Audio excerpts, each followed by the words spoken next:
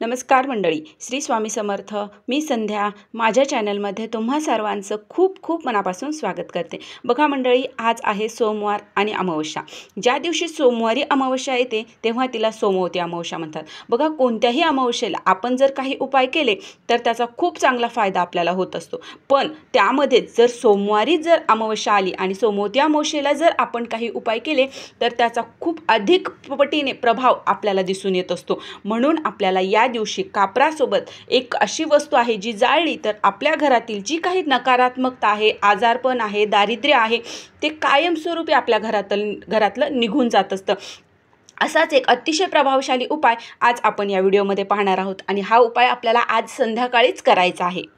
बघा, अगदी 5 मिनिटात होणारा असा हा उपाय आहे. त्यामुळे आपण सर्वांनी हा उपाय करायचा आहे. बघा, हा उपाय केल्यामुळे ना आपल्या घरात जर काही एखाद्याला आजारपण असेल किंवा लहान मुलं आहेत जे खूप चिडचिड करतात, हट्टीपणा करतात, कधी कधी बघा लहान मुलांना त्यांच्याकडे पाहिलं तरीसुद्धा त्यांना नजर लागते, दृष्ट लागते आणि ते चिडचिड करू लागतात. तर त्यांच्यासाठी सुद्धा तुम्ही हा उपाय करू शकता. खूप दिवसाचा आजारपण घरामध्ये आहे, जातच नाही आहे, त्यांच्यासाठी सुद्धा तुम्ही हा उपाय करू शकता. अगदी घरातील सगळ्यांसाठी हा उपाय आपल्याला करायचा आहे. त्यामुळे घरामध्ये सुख समृद्धी राहणार आहे आणि घरातील सर्वांचं आरोग्य नीट राहणार आहे आणि दारिद्र्य कायमचं निघून जाणार आहे.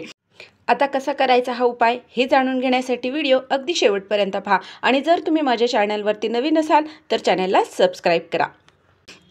तर बघा, यासाठी आपल्याला काय करायचं आहे. बघा, अमावस्येच्या दिवशी आपण घराची साफसफाई करत असतो, जाळजळमट काढत असतो. तर त्याचप्रमाणे संध्याकाळी दिवसभरात आपली कामं झाल्याच्या नंतर अगदी 5 मिनिटाचा उपाय आहे.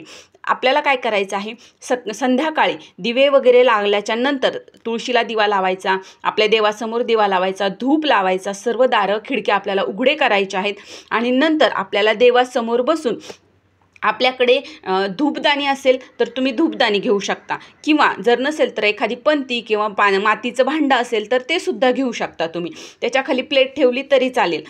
ते आपल्याला देवासमोर ठेवायचं आहे आणि त्यामध्ये आपल्याला थोडेसे तांदूळ टाकायचे आहेत आणि त्याचबरोबर त्यामध्ये 7 भीमसेनी कापूर टाकायचं आहे. हे टाकल्याच्या नंतर आपल्याला ते लगेच प्रज्वलित नाही करायचं. आता आपल्याला काय करायचं आहे बघा, आपल्याला आपल्या घरामध्ये जेवढे काही व्यक्ती आहेत त्यांनी सर्वांनी तिथे यायचं आणि त्या अगोदर आपल्याला एक चिमूटभर पिवळी मोहरी आपल्याला घ्यायची आहे. चिमूटभर पिवळी मोहरी घ्यायची, त्यामध्ये थोडेसे काळे तीळ टाकायचे. आता काळे तीळ नसतील तर तुम्ही नाही घेतले तरी चालतील, पण खडे मीठ घ्या. आता लक्षात आलं तुमच्या, पिवळी मोहरी, काळे तीळ असतील तर आणि नसतील तर खडे मीठ तर घ्यायचंच आहे. खडे मीठ आणि मोहरी.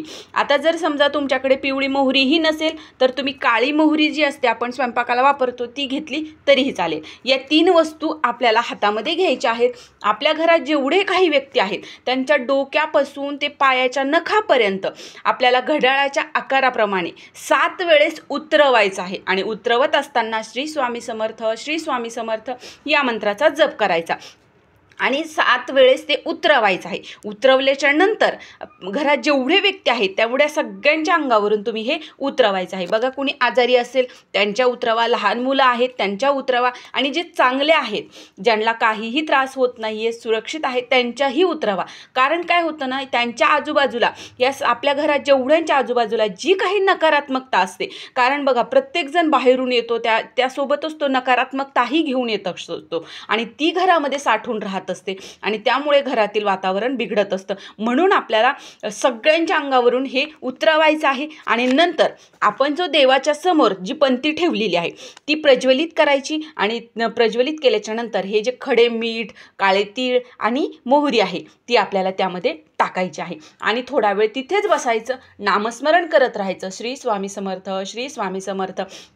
आणि हे झाल्याच्या नंतर ती जी धूपदाणी आहे ती आपल्याला सर्व घरभर फिरवायची आहे. घरातील प्रत्येक कोपऱ्यामध्ये आपल्याला ती फिरवायची. नंतर आपला जो मुख्य दरवाजा आहे त्या मुख्य दरवाजावरही आपल्याला ती 7 वेळेस फिरवून घ्यायची आहे. नंतर बाहेरच ठेवायची आणि नंतर ते जो कापूर आहे तो शांत झाला की ते जे साहित्य असेल, जे उरलेलं तांदूळ वगैरे, ते डस्टबिनमध्ये तुम्ही टाकून द्यायचं आहे. अतिशय साधा, अतिशय 5 मिनिटात होणारा हा प्रभाव आहे, उपाय आहे, पण अतिशय प्रभावी आहे. नक्की तुम्ही करून बघा, तुम्हाला याचा फायदा होणार म्हणजे होणारच. त्याचबरोबर अमावस्या, आता बघा नवीन वर्षाची अमावस्या आहे.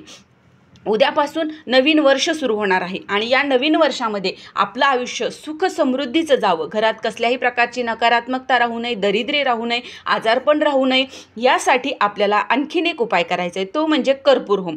तर आपल्याला काय करायचं आहे, एक नारळ घ्यायचा आहे, त्यावर ते थोडंसं सोलून घ्यायचं, त्याच्यावर 7 कापराच्या वड्या एकदम नाही ठेवायच्या, एक ठेवायची, एक वडी ठेवायची, श्री स्वामी समर्थ श्री स्वामी समर्थ मंत्र म्हणत चालायचं, देवाच्या समोर बसायचं आसन टाकून, नंतर शेंडी देवाकडे करायची नारळाची आणि त्यानंतर आपल्याला एक कापूर जळाला की दुसरा लावायचा, तो जळाला की लगेच जळायच्या अगोदरच आपल्याला लगेच दुसरा, अशा 7 कापराच्या वड्या आपल्याला देवाच्या समोर जाळायच्या आहेत आणि दररोज आपल्याला ही सेवा करायची आहे, अमावस्येपासून ते चैत्र पौर्णिमेपर्यंत. बघा या 15 दिवसामध्ये तुमच्या घरामध्ये किती छान बदल होत आहेत हे तुम्हाला नक्की लगेच जाणवतील. अतिशय प्रभावशाली आहे, तुम्ही करून बघा एकदा आणि काही वेळ लागत नाही. 7 कापराच्या वड्या 5 मिनटं सुद्धा लागणार नाहीत, लगेच त्या जळून जातात. पण यामुळे आपल्या घरामध्ये नामस्मरणही होतं आणि घरातील नकारात्मकता जळून जाते, सर्व काही नष्ट होतं, दारिद्र्य जातं, घरात अखंड लक्ष्मी वास करत असते.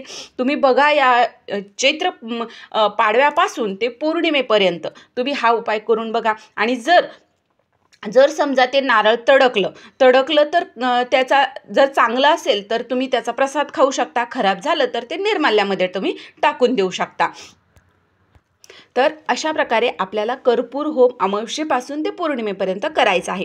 त्यानंतर बघा आता जो पहिला उपाय आहे तो तुम्हाला आज संध्याकाळीच करायचा आहे आणि जो कर्पूर होम आहे तो तुम्ही 15 दिवस किंवा लगातार तुम्ही कितीही दिवस तो करू शकता. तर हे छोटेसे उपाय होते 2 जे मला तुमच्यापर्यंत पोहोचवायचे होते. जर तुम्हाला हा व्हिडिओ आवडला असेल तर व्हिडिओला लाईक करा, जास्तीत जास्त लोकांपर्यंत हा व्हिडिओ शेअर करा आणि माझ्या चॅनलला सबस्क्राईब करा. श्री स्वामी समर्थ.